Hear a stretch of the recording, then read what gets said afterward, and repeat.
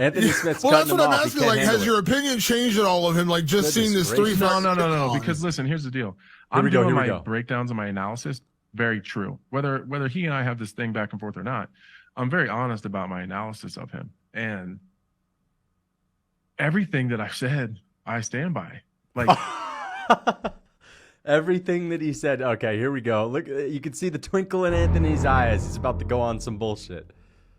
That's just the fight game. Like, he has caught lightning in a bottle. And I don't mean that as like he's getting lucky, because he's not. He's a legitimate threat. He's a legitimate danger. Yeah, he's dangerous as fuck. That's why he's the champ, and he's beat 3 of the top 3 guys in the division. He's dangerous as fuck, and he's a good fighter. But because of the matchups and some circumstances, like Jan Blachowicz is a much better mixed martial artist. He proved that in the first round. I love how people say, like, he proved he was the better mixed martial artist. No, he necessarily didn't, okay? He didn't just prove he was the better mixed martial artist just because he out-grappled you. Okay, what if someone beats your ass on the feet? All of a sudden, like, striking can't be a part of mixed martial arts? It's only mixed martial arts when grappling comes into the equation. No, it's when you do it all. If you want to prove that you're the better mixed martial artist, you got to prove you're better on the ground and the feet, or just better at mixing it up. Blachowicz mixed it up well, but he got beat on the feet. Even though it was a close fight, he did get outstruck. I don't think he adjusted to the altitude of Salt Lake City, because then he was gassed and was kind of reserved to standing in front of Alex after that because he couldn't get a takedown because he was tired. Like, let's just call it what it is. Like, I'm not knocking Alex for that. I think he did a great job staying safe. I thought that he showed a little bit of improvement in his grappling. He had a top 5 light heavyweight on his back for almost 5 minutes. How many other light heavyweights on it does Magomed Ankalaev get out of that first round? But that's actually a good thing that he had him on his back for 5 minutes. I understand if he could take his back, then everyone else could, but he took his back and couldn't do anything with it. You know, like, in that same position? Probably unlikely. You know what I mean? Like, is there, like, if I'm on your back for that amount of time, do you get out of the first round? Probably not. Like, let's just stop all the fucking bullshit. Oh! Boom! To be honest, let's just cut the crap, guys. If I'm on his back, this is the issue, though. Anthony Smith doesn't take people down because he has shit wrestling. Like, you can't just say, you know, if I was able to have the same frame in front of you that Izzy had, then I could land that same right hand too. If Jan Blachowicz had your back, imagine what I would do with it. But the thing is, you were in front of Khalil Roundtree for 2.5 rounds and you didn't shoot a single fucking takedown. You shot like 1. Anthony Smith is one of these guys that never shoots. And I'm not even saying he couldn't maybe take Pereira down, but I just have a feeling that if Anthony Smith were to fight Alex Pereira, he would just stand in front of him and basically shit his jocks and just kind of have like an outside foot battle until he gets KO'd. Like, I don't actually think he would go after takedowns. He doesn't really shoot a lot of them. And he always talks about his grappling. Could he even get Pereira to the ground? I mean, Blachowicz had to work for it. Blachowicz damn near got submitted trying. So, I don't know. Like, I do believe that if he had Alex Pereira on the ground, he would have a better chance at submitting them than Blachowicz. But I'm no longer under the impression that Alex just gets submitted every time he gets taken down by someone with decent grappling. It's not like Blachowicz is that far off than Anthony Smith. On Blachowicz, do I finish in that position? 100% of the time. 100% of the time. He says 100% of the time, then how come you couldn't finish Ryan Spann?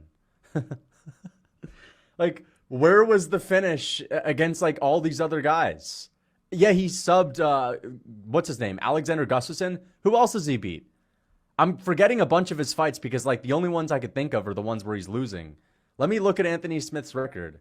He says he would finish Alex Pereira 100% of the time. I don't know if that's true. Yuri Prohaska is not the same level of grappler as Anthony Smith, but he couldn't even have an ounce of success on the ground. Not even for a second could he have any success on the ground. Jan Blachowicz had his back, couldn't get him out of there. I mean, Pereira's got good survival instincts. He's got good ability to survive. Okay, so he had Jimmy Crute. That was like a fluky fight. Volkan Ozdemir, he subbed.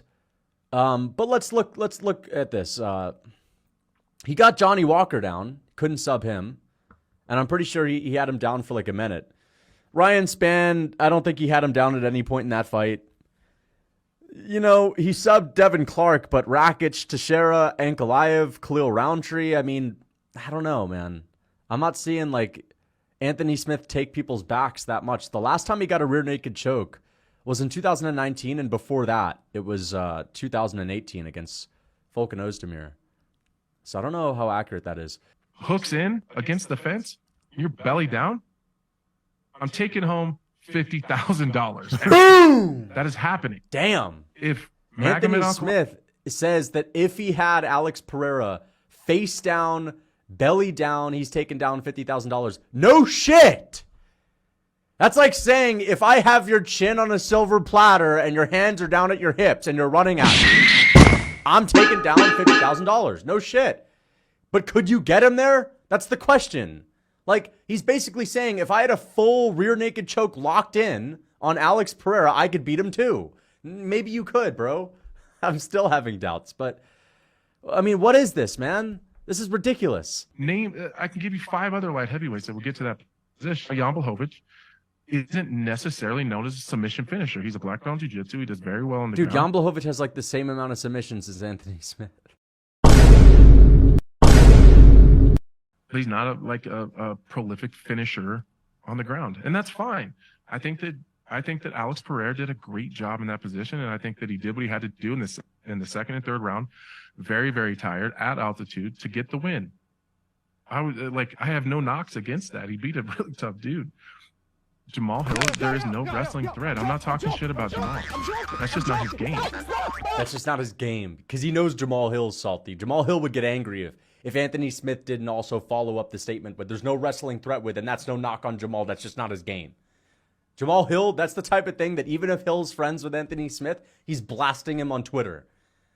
He's running up on him. He's stepping down on Anthony Smith in public if he doesn't follow it up with that statement. So that's always got to be careful talking about Jamal Hill. Favorable matchup. That's a 50-50 at best for both of them. 50-50 at best for both of them? I don't know about that. I think you're just saying that because you're friends with Jamal Hill. I think that's why he's saying that. Without the threat of a takedown, you strike very differently in a fight when you're not worried about someone shooting a takedown. Yuri Prohaska is a... But Anthony Smith doesn't even shoot. Fights in tough situations, and sometimes the fucking chips just fell his way, and then later on down the road, they didn't. Look at this. He's bringing up Jake Ellenberger.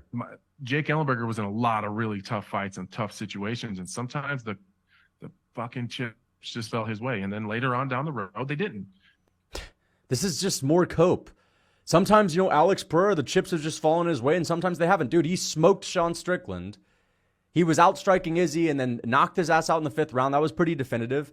He went out there and beat Yuri Prohaska and Jamal Hill in under 2 rounds and had a tough fight with Jan Blachowicz on like 2 months' notice after getting KO'd, but he still beat him. I mean, this is not just the chips sometimes fall the way they, the way Alex Pereira wants them to. No. He's like going out here and taking these wins definitively.